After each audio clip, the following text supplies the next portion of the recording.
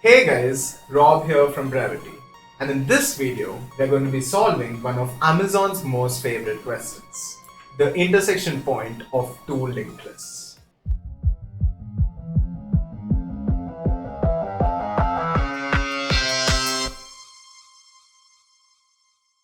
First of all, congratulations on making it to week 3.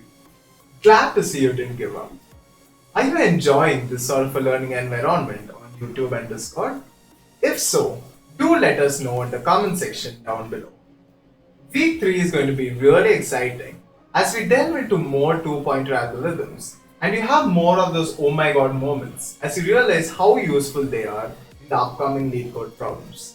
If you haven't subscribed yet, do hit that subscribe button to make sure that you don't miss it. So the problem that we're solving today has been asked in Amazon, Microsoft and Oracle. And the first step to solve any problem is to carefully read the problem statement and understand it. So let's go to Leetcode and see what this problem statement is about. So here we are in Leetcode and we can see the problem statement is as follows. Write a program to find a node at which the intersection of two singly linked lists begins. For example, in the following two linked lists, A1, A2, C1, C2, C3 and B1, B2, B3, C1, C2, C3, they begin to intersect at node C1. Now visually this is very easy, but how can we implement an algorithm to make this work? Fireboy and Water Girl will meet again. If you have no idea what I'm talking about, check out this video where Vignesh is going to talk about this algorithm in detail and is absolutely necessary in order to understand the code which I'm about to write. Go watch it. I'll wait. Exactly. Are you back? Okay, let's continue. So the first thing I have to do is declare two pointers which point to head A and head B. So let me say list node pointer A is equal to head A and list node pointer B equals head B. Next, while these two pointers are not equal, so while pointer B is not equal to pointer A, we are going to go inside the while loop. Now, what you have to check is if currently pointer A points to null or not. So, if pointer A equal to null, then we have to make pointer A point to head B as discussed earlier. So, pointer A will now be equal to head B. And if pointer A is not equal to null, then all we have to do is make pointer A point to the next element, the next node. So that's going to be pointer A equal to pointer A dot next.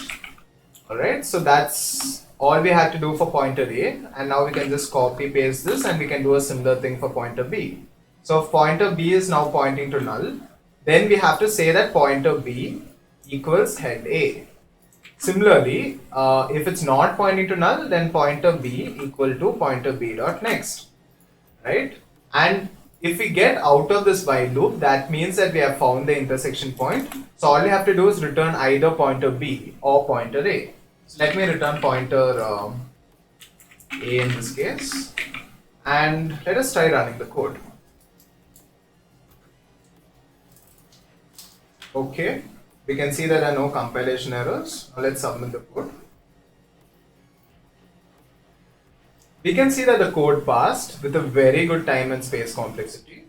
Now if we were to discuss about it, the time complexity for this solution will be O of n, where n is the sum of the lengths of both the lists, because that is the worst case time complexity.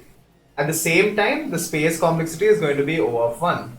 This is because we did not allocate any special memory for any sort of data structures. We did not use a hash set, we didn't use an array list.